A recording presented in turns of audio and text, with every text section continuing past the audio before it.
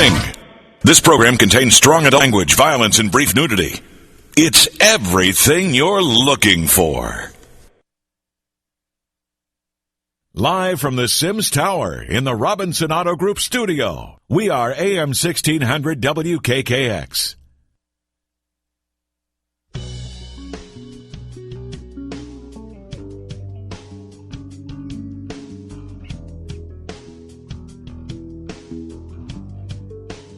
Hello, everybody, and welcome to Whispers Radio here on AM 1600 WKKX, the Valley's Watchdog, and UPRN, the UFO Paranormal Radio Network. It is 6:08 p.m. I don't know, my TV's not on. I'm done. Oh, you poor baby. Yes, it Teresa is. turned the TV off. She didn't want distractions. Blame her. So what's the degrees? I don't know. 55. 55 degrees here in downtown Wheeling. Beautiful degrees. Oh, it's amazing out. Yes, it is. Give us a call, 304-214-1600. If you're out of the area, 1-866-514-1600. That's toll-free, too. We love your calls. Mm-hmm. I'm Jordan Cline. She's the lovely Lola Miller. Used to giggle when I say it. Now she don't. I'm busy. I'm doing my job. I'm focused. You got Miss Sarah Howard. Hello. Howdy. Oh, what a week. I'll tell you. Let's see. Got some ghosty stuff going on. Today, we're going to talk about some aliens. We haven't done aliens in a while. Well, we did have that one show, but it was a little crazy. That was the end of last year. Have we had an alien show this year yet? I know we've done some ghosty stuff. I don't think so. All right, well, today we're going to talk to Miss Barbara Lamb. She is a licensed marriage and family therapist. She's certified in hypnotherapy, regression therapy, and we're going to be talking a little bit about some ET human hybrids, and I know she's got some other stuff that she can talk about, too. She's written the book, Crop Circles Revealed, co-written Alien Experiences. Her name's Miss Barbara Lamb. Are you with us, Barbara? Yes, I am. Hi. Hi, how are you today? Oh, just fine. And you're out in California. I bet the weather's great. Well, actually, today we're having a little unusual rain. We usually don't have that, but today we do, and actually we need it. Oh, well, that's good then. Has it been cold there? Did you guys have a cold winter? Cold at night, but really nice during the daytime. Yes, and I've just come back from a week away, so I can't tell you what the weather's been like the last week. I've just come back from Scottsdale, Arizona, and the International UFO Congress. Really? Which is a marvelous event. No, what goes on there? Well, there are many lecturers, probably about 20 different lecturers, talking about many, many aspects of the UFO phenomenon, from scientific considerations like their propulsion systems and how can they travel faster than light, and about experiences with extraterrestrial beings, and other kinds of paranormal things that relate to this phenomenon, and crop circles, messages in crop circles, many aspects like this UFO sightings and encounters in various other countries.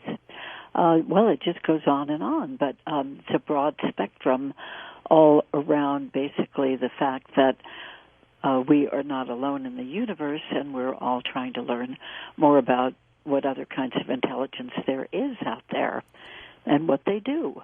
Now I got to ask you, being somebody, in the therapy field, I mean, you're not just somebody who does it for a hobby. You actually have a, business for therapy. You're licensed. Yes. I'm sure you have, your master's and all that kind of good stuff. Oh, yes.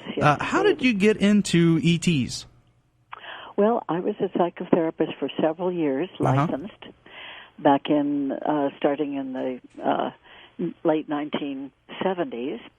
And then by about the mid-1980s, I began to study regression therapy, hypnotic regression therapy. Studied that for about 5 years, became very involved with that. And then at the last module of training, which I would guess would be about 1988, the trainer, a therapist whom I respected enormously, said something that I had never heard of before at that time, and that was that those of us professional people who were doing regression therapy work might find sometime that somebody would come who'd been mystified and maybe even traumatized by strange beings seeming to be intelligent, coming to them and taking them away for a little while and bringing them back, and that those people really needed help in dealing with this. So that was the first I'd ever heard of this, and I was really surprised. And then there was a voice in my head that said very emphatically, "Pay attention to this, Barbara. You will be doing this." Huh. So I was shocked to hear that there was this sort of thing that happened to some people, these visitors who certainly were not human. They seemed to be from somewhere else, coming to people and taking them away for a couple hours at a time. And that was very startling. But even more startling was this big voice. I don't know where it came from, but it was so imperative and commanding, and said I needed to pay attention to this because I would be doing this work. Now, where do you think this voice came from? Well, I've always tended to think of it as the big voice of my soul. In other words, I think maybe all of us have had that rare experience where we seem to get a very striking message, and it seems to be from inside ourselves, some part of ourselves. So that's what I assumed for many years. But in more recent years, I've come to think, maybe some of these beings who we consider to be out there in space at vast distances, they have really remarkable abilities, and they can sort of beam messages to us if they really want to. So these years I'm tending to think that maybe it came from one of those very intelligent beings. And actually, I was so surprised by the whole thing. At that time, in 1988, I didn't even know if I thought there were really UFOs. If I had heard of it beforehand, I didn't pay any attention. So you weren't even really a believer before you... Oh, no, I wasn't at all.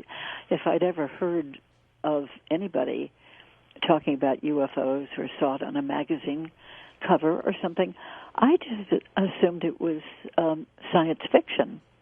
But because of this incident I've just told you about, the therapist pointing this out and then this big voice, I decided, I'm not ready for this. I don't even know if there's any reality to this at all. So I just made a point of trying to get hold of some articles about UFOs and going to lectures about it if I ever heard of any. And gradually I began to realize, maybe there really is something to this, even though I hadn't thought so. So in 1991, after about 3 years, maybe 3.5 years of, sort of trying to figure out if there's any reality to this sort of thing at all, but I was getting kind of ready and thinking, if anybody ever would happen, unlikely, but would happen to come to me about this sort of thing, but they'd have these encounters with unusual beings, that I thought I was ready. I could handle that. I could do regression work. So actually, sort of synchronistically, the very day that I came to that conclusion that I could handle this if it ever came to my office, a couple of hours later, I was in a bookstore, and the woman behind the counter said, "Oh, I understand you do regression therapy work. Would you agree to work with my 21-year-old daughter who's having very unusual and disturbing experiences being visited in the night, sometimes in the daytime as well, with very unusual beings, and they're just scaring her to death?" And I said, "Well, that's interesting that you're asking that today, because I've just concluded that, yes, I would be willing to work with that, and I think it's real, and so if anybody comes, that would be fine." So, make a long story short, I began to work with that daughter of hers, a 21-year-old lovely young woman, who was highly traumatized and extremely afraid to go to sleep at night. and was staying up as late as she possibly could and painting paintings. She was a young artist anyway, and she would notice in the morning after getting a couple of hours sleep, she'd look at the painting she had just done a few hours earlier and notice that there was very frequently a little white or a little gray, strange little being with a big head and big black eyes and spindly little body there in her painting. Really? Then she began to think she was getting influenced to do that because she never would have done such a thing. So anyway, we worked for 6 sessions and did 6 regressions, 2 very specifically to those experiences that she'd been having with beings. And she sensed that she'd had more experiences than the ones we really took a good look at in regression. But anyway, on the next session, she came in smiling and happy and relaxed and saying, you know, I have concluded that I am privileged and honored that these beings, whatever they are, whoever they are, that they have chosen me to work with. And I think that it's fascinating. And, you know, as I said, I really feel honored. She had also, before that day of that last appointment, she had been driving along with her sister in her car as it was just beginning to turn dusk or slightly dark, and they noticed that there was a very bright blue light over the car, and it seemed to be coming in the back window of the car like a big bright blue beam of light. And it also, that light seemed to be affecting the car motor, which slowed down and sputtered and seemed like it was going to stop. So this young woman pulled off the road, and with this blue beam filling up the car, she and her sister were very frightened and jumped out of the car and started running across a field, big open flat field that happened to be there. And they noticed that this blue beam was following them, and particularly following my client, and beaming right into her lower back. Now, this young woman had had a couple of years of lower back pain, and nothing was really helping it, chiropractic work or acupuncture or anything, pain pills, etc. But as the beam was hitting her back as she was running along, it felt so good, like a really warm, healing sort of energy. So she stopped and just stood there and received it. Her sister ran on, being scared, as probably any of us might be. Yeah. And then the blue beam retracted itself, and the big blue light overhead just dimmed down. They got back to the car, and the motor worked, and they drove home. So she said, you know what, this is wonderful. These beings are doing all kinds of things, and now they've given me this wonderful gift of healing my back pain. And that back pain never came back. So that was part of her feeling really honored and happy about having these experiences. Well, so that was a great experience for me and a real learning experience.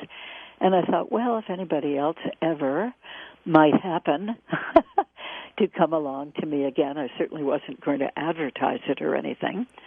About 6 months later, another lady came, and she'd had a lifelong of these encounter experiences, and she worked with me for 11 years.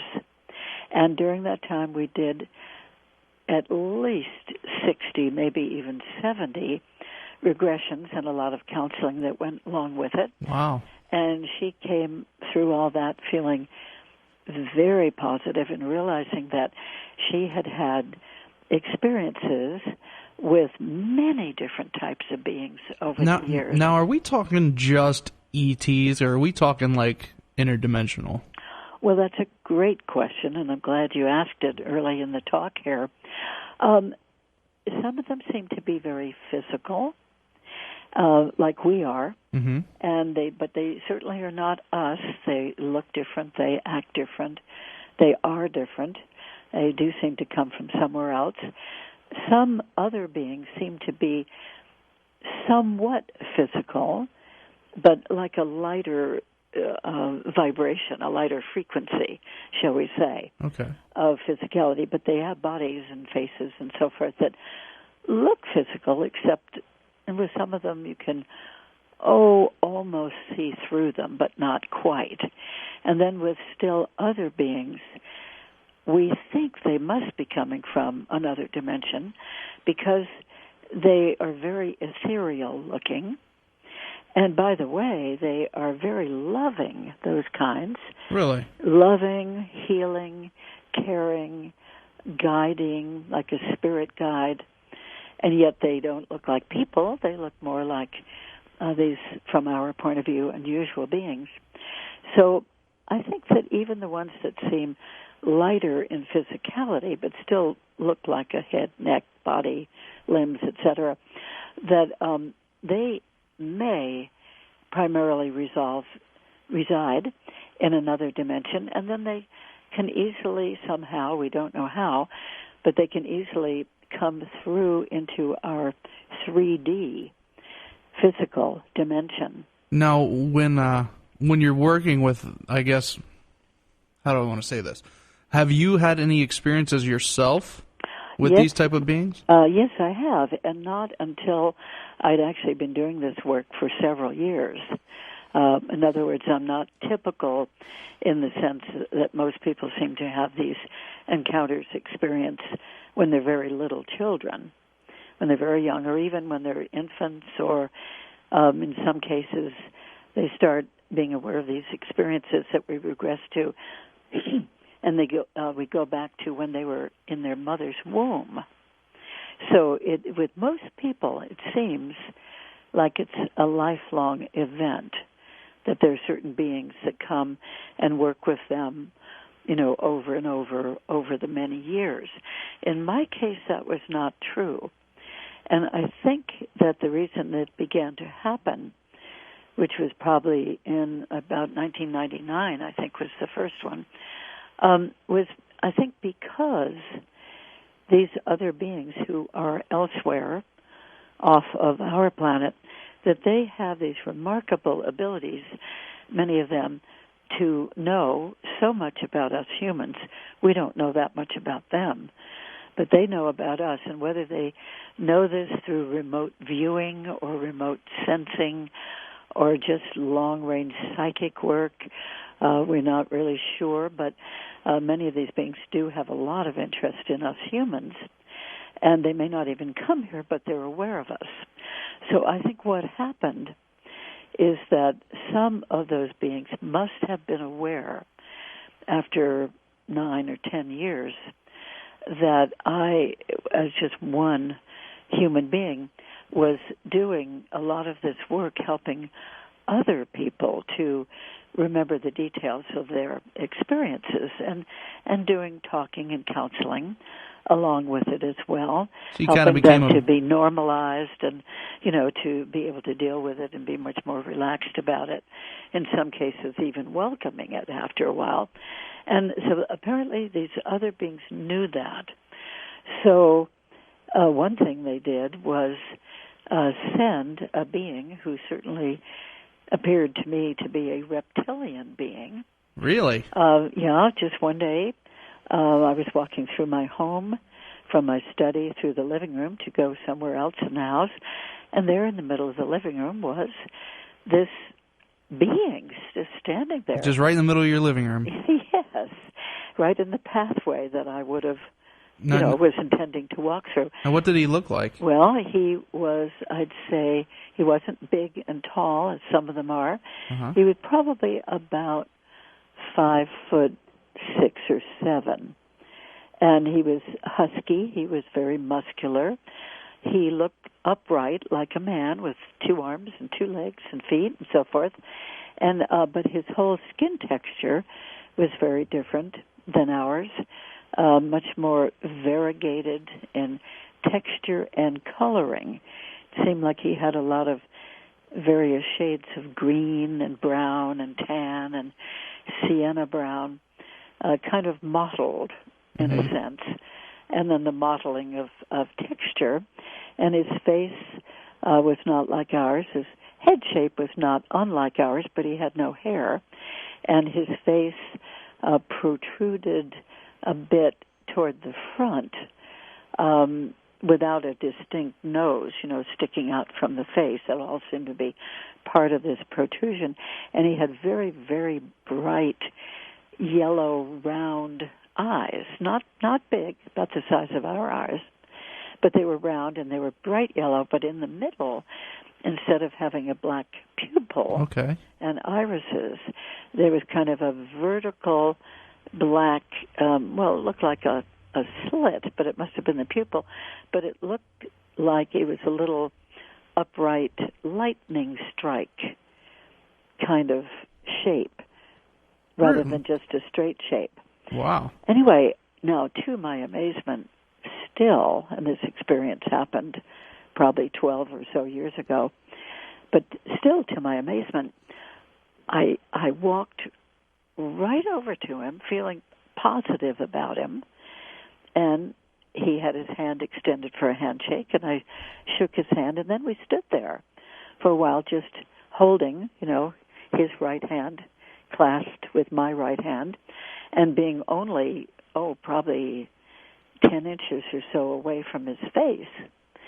And those eyes were so compelling that I just didn't pull them away from the gaze, to really take a good look at the rest of him. But I'd gotten a good impression as I walked toward him. Now, I'm a person who has little lizards running around my backyard, and I enjoy seeing them scoot along and run up the wall and things, but I would never want to touch one, and I've never wanted to touch snakes or anything of any reptiles, really. And yet, I had such a surprise feeling of liking for this big reptile-like person. I want to say person, but I better say being, just standing there. So what I consciously remembered about that experience was that there wasn't any conversation, and what I consciously remembered lasted maybe 30 to 40 seconds. But it was very powerful, and suddenly he was gone. I didn't see him turn around and walk out the front door, just poofed. He just wasn't there, and my hand was holding air. And I kept going over and over this in my mind, saying, no, wait a minute, that really happened, didn't it? And I kept replaying, walking through the room and seeing him and holding his hand, and I could still feel the feeling of his hand in that handshake. And so I wanted to know if anything else had occurred in that encounter. I wondered if it was not as brief as I had thought. So I had a colleague of mine, a regression therapy colleague, come over, I'd say within a couple of weeks of that time, and she did a hypnotic regression on me. So more material came out, such as that he remained several minutes instead of 30 or 40 seconds that I'd been aware of. And during the time that he was here, he said telepathically with his mind, and I could hear it in my mind, not with a voice out loud. I could hear him saying, first of all, Barbara, good. Now you know. Now you know. You are here with me. You are holding my hand. You can see me. You can feel me. And you know that this is real.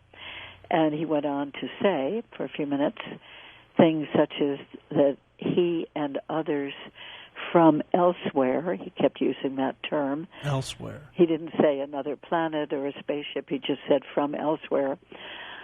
We have known that when you are doing your regression work with people, and by that time, by the way, I must have regressed, at least 500 different individuals to extraterrestrial encounters that they had had. So he said, when we know that you're doing all this work with people, and that when you're in a regression process with them, you are completely open, you completely believe it, you trust it's true, you treat them in a very trusting way that you know that they have really experienced this. However, that sometimes if a week or two might go by and I'm not regressing somebody, I'm just doing my regular therapy practice and living my life, that thoughts occur to me that, I wonder if this could really be happening, especially not having been familiar with this thing, until the late 1980s. And so I would have these moments of not totally doubting it, but just seriously wondering. Yeah, just kind of like a question. Yeah, like, is this really for real? Although I always thought it was. And then when I'd be back working with the next person and very involved, accompanying them through the regression to relive an encounter, again, I'd be feeling totally convinced. So he said, I have been sent to you from several different types of beings from elsewhere to give you your own experience when you are awake, alert, in the daylight, in the middle of the day. There was good sunlight coming in the room then when this happened. And so that you would not have to question it. You would have your own experience and therefore be able to trust that these experiences for other people are actually happening. And, that really did make a difference. So that was a really good one. And another time, my car and I were taken off one of the Southern California freeways, just floated up and had encounter with lots of little beings, like the little gray beings, but they seemed to me to be kind of cute and very curious. And now, see, a lot of people say the little gray ones are mean. A lot of people do, and that's why I'm really happy to report that these were not mean. They seem very childlike, and they very curious and sweet. I mean, I thought, when I had the regression done on that experience, I kept thinking as they were escorting me from the car across a sort of an open space of floor and then into another room, I kept thinking, these guys are really sweet. I like them. Maybe these are different than the little gray beings that other people talk about.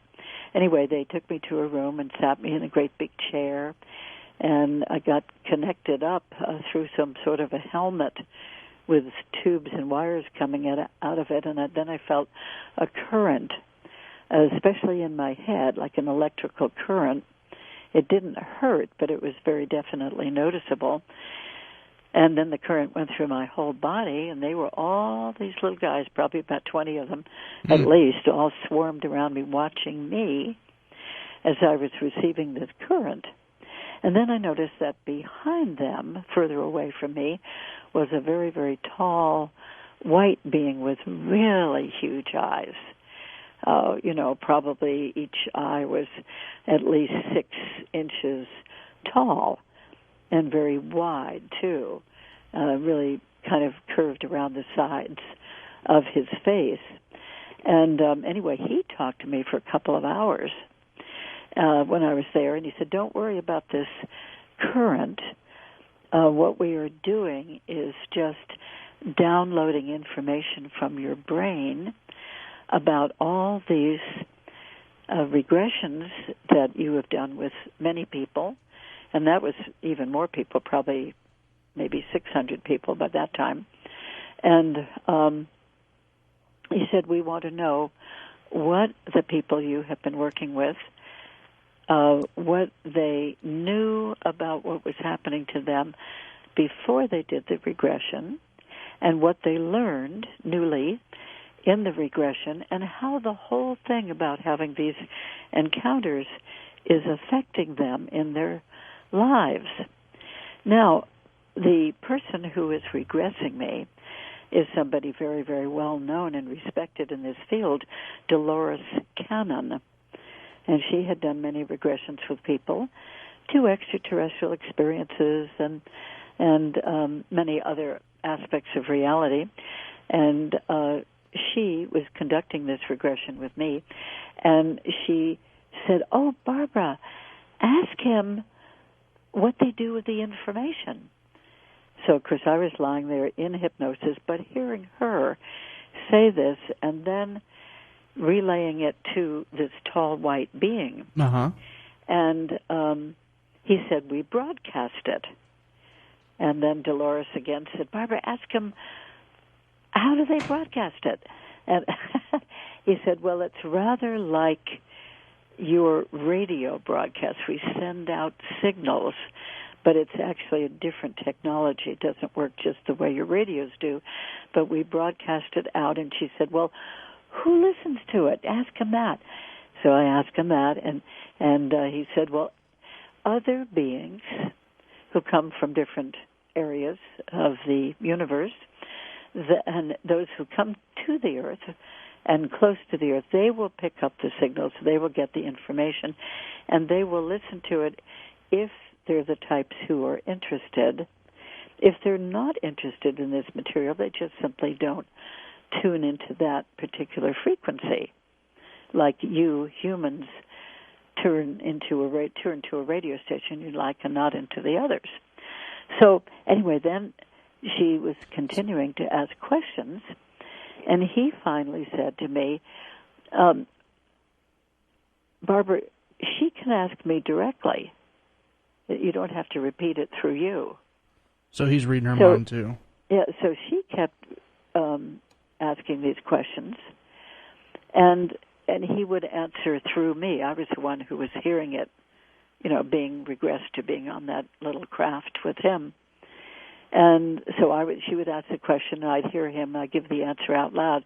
And all of this was tape recorded, as well as she took notes. And is it online anywhere? Can we find it? No, but people can find it wonderfully in the book that Dolores subsequently completed with this material in it and wrote, and that was the book is called The Custodians. The Custodians or the author is Dolores Cannon, Cannon. Now, Dolores wanted to continue getting information from this being and asked him, and he said, "Yes, if you do this process again, you and Barbara, I'll give information to any questions you might have." Well, Dolores and I thought, this is wonderful. We're learning so much.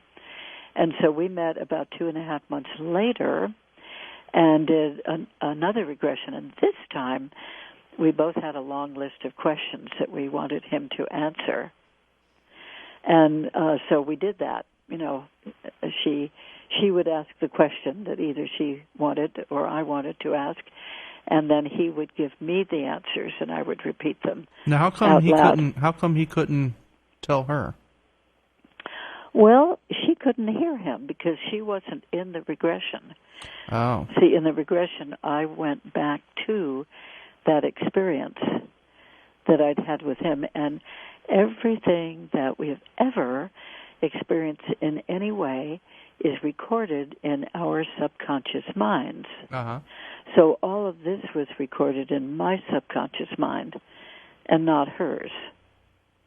So that's why she couldn't do it herself, but she could find out what she wanted through me, because it was my experience with that being. I do want to ask, Barbara, when you say you were in the craft, do you remember at all what it looked like? I only remember two words. I'm sorry, two words of it. I don't know why I'm saying words. 2 rooms. Okay. I didn't see the craft as I was approaching it. It was definitely up in the air. And my car and I were taken up in a very bright beam of white light that went right into the craft. And because I was in this really bright light around me and my car, I couldn't see what we were going toward. But suddenly I could feel that the car with me in it was being set down on the floor as if we'd come up through the bottom of something. And then set down, kind of almost like rolled onto the floor. And that room was part of a craft, it certainly seemed, and the room that the car and I were put down in had a curved wall. And then when was it kind of like a landing dock type of area, or was it like a room, like metallic? It looked to me like it was a big metal tan metal floor and walls and ceilings. No, we do have a question I'm not sure it was metal, but it impressed me as being metal. We have a question from the chat room. What color was the bright light? Oh, that seemed to be white. Okay. Because I know you said, I believe it was a blue light that was following the lady you spoke about earlier. That's right. No, this one seemed to be white. That's certainly what it looked like from the inside of my car. And it was funny, too, because I'd been driving along the freeway and didn't stop as far as I could see. And so I was still holding on to the steering wheel, and all this bright light was flooding around the car and through the car. And I was still holding on to the steering wheel, even though I felt like the car and I were being floated upward on an angle. Were you scared? Well, I think more mystified than scared. And, of course, I was so accustomed to other people's abduction encounters that, and they'd all come back. So you knew you were coming back. So I was thinking, oh, my gosh, maybe my car and I are being taken. And I reminded myself, because of everybody else I'd worked with, I mean, I had done probably 1,000 regressions by that time, because some of my clients I'd worked with in many regressions up till that point. And so I reminded myself that, okay, they all come back, so whatever is going on now, I'm sure to be returned back to the earth again, which indeed, of course, I was. So I wasn't nearly as scared as probably most people would be. And I was grateful for that. So anyway, all this information from the 2 regressions with that tall, white extraterrestrial being, all that information is in the last 2 chapters of the book, The Custodians by Dolores Cannon. And because I was a therapist and I was very new at having my own experiences, I didn't really want to be public about that. So in the book, she refers to me as Bonnie rather than as Barbara, because I wanted that anonymity at that time. Obviously, by now, here I am talking on national radio, so I don't mind talking about it now. Another time, I had an experience when my co-author and I, Nadine Lalich, and that's for Alien Encounters? Yes, had just completed writing Alien Encounters, and we had edited it, and we were sending it off to the publisher, and so it was complete. And I was taken, again, looked like, well, middle of the afternoon to me this time, as with the first visit, and I was in my house, walking through the hallway of my house, and what I was aware of consciously was that it felt like I couldn't move forward. It wasn't that I was paralyzed. It felt like there was some sort of invisible force field right in front of me as I was trying to walk through the hall. And then I didn't remember anything until at least a couple of hours later, when I found myself back in the hallway trying to walk forward, and I could see the windows in the living room opposite me, that it had gone from bright sunlight mid-afternoon to being completely dark outside. This was in the month of January, so it was dark by about 5 o'clock. Now, would you say it was a lost time type of encounter? Oh, yes, it was, and I checked my watch, and I checked my kitchen clock and the bathroom clock, and thought, yeah, it really is about 5 o'clock, and I'd come in quickly to use the bathroom at about 3 o'clock. And here it is, 5 o'clock, it's dark. and I'm still in the hallway. Now, what is going on? And, of course, having had all those experiences with other people, I decided, okay, I need to be regressed to this one. So even the next day, that was really, really quick, I had a regression and found that I was taken up right through the hallway, through the ceiling, through the roof, over the house. I could see the roof of the house, which was fascinating. Now, how is it that they can take you right through and it not bust a little hole in your wall? Oh, right, or not damage us, too. Yeah. Would be the other question that could go with that. They have a way of doing it with themselves and doing it with us. They seem to, and we don't know what the technology is for this, but they seem to have a way of sort of separating the particles of our body so that we're mostly space. Wow. With these scattered, at least that's the best way that I can describe it, from the feeling of it, and just from what we can kind of put together in terms of information. So they sort of almost dissolve their bodies and our bodies so that we just pass right through solid matter like walls, kind of like ceilings or roofs or Mike whatever. TV from Wonka and the Chocolate Factory. Like what? Never mind. We got about 10 minutes left, and I want to touch on the ET human hybrids, because that sounds very interesting to me. Yes, and I've not had this happen to me that I know of, but many, many, many people I regressed in the 1990s and the 2000s and even today have been aware, at least at some point, that they are pregnant, and maybe they've never even been with a man for many months or a couple of years in some cases, and yet here they are mysteriously pregnant.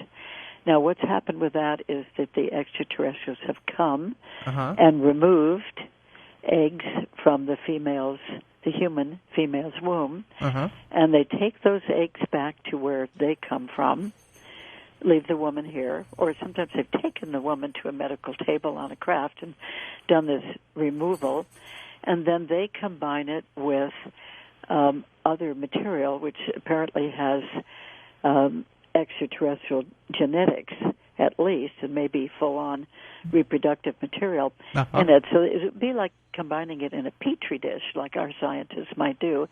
And then they have an encounter with a woman again and implant that into her fetus. And she will gestate that for typically 2 or 2.5 months or so, once in a while as much as 3. And then she'll have another encounter, and they remove that. And so that little embryo, 2.5, 3 months old, is then raised in a glass tank full of special fluid, raised with them on the craft, along with many, many, many other babies in tanks. And then when that fetus, of course the embryo develops, and we call it a fetus, the fetus is removed from the tank at the point where they think that fetus is ready for that. And so then they have an infant in the air on the craft, and they wrap it up in little blankets, little swaddling clothes, the way that we do. And then, very typically, the mother is taken for another encounter, taken to the ship, and is presented with this new infant and told that it is hers. And they want the mother to accept the baby, not to bring back here, the baby wouldn't survive here, but to love it and nurture it. And different women react in very different ways to that. So you don't believe that there are any alien hybrids here on Earth? I do. Yes. So what I've just been describing is what we would call a first generation hybrid. Now, if that hybrid grows old enough to get together to mate with another human, that offspring would be a hybrid with twice as much human genetics. So it could live here on Earth. Yeah, so they keep doing that for a few generations. And what we call the late-stage hybrids they still have the extraterrestrial in them, but to a much minor proportion and a much larger proportion of regular human. So those are the ones that seem to be able to be brought here and live with us. Now, another method that's very common is that a woman will combine with her regular Earth husband, get pregnant, and during the pregnancy, usually after a few months, maybe 5 or 6 or 7 months, the woman will be taken to the craft, and the beings will inject something through her abdomen and the wall of the uterus and into the fetus. They're injecting their material, their extraterrestrial genetics, so that when that baby is born a couple of months later here on Earth, that baby has a strong influence of extraterrestrial. And those, I would guess, from what I can tell, and having met a number of those people. Really? Yeah. And they are wonderful. I met 2 more this past weekend at the UFO Congress, and one woman whom I had regressed probably 30 times at least during the 1990s. And as Maura began learning about the hybrids that are here, I began thinking of her. And she fit the description so perfectly. Well, so this time I saw her again yesterday and asked her, and she said yes, she had found out that she too is a hybrid. So they look very much like us, of course. Yeah, because that's what I want to ask. In our few minutes left, what does it look like? Well, they look like regular people, except that the one I met again yesterday and asked her, and she confirmed it. She's much taller than most women. She's very slim, very, very attractive in human eyes, and very smart, very psychic, very intuitive, extremely interested in this whole extraterrestrial, UFO, etc. phenomenon. And she found out finally from her father, she had been one of those women who'd been taken away and had this extraterrestrial genetics injected into her. Now, another woman I met, young woman, probably in her early 20s, she was very short.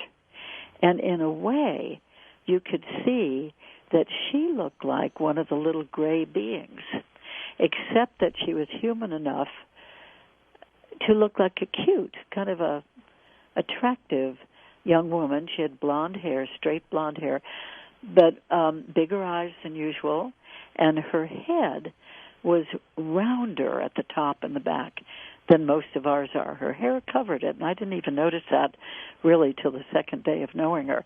And very frequently she wore a little bandana around her head, so she might have been aware of that too.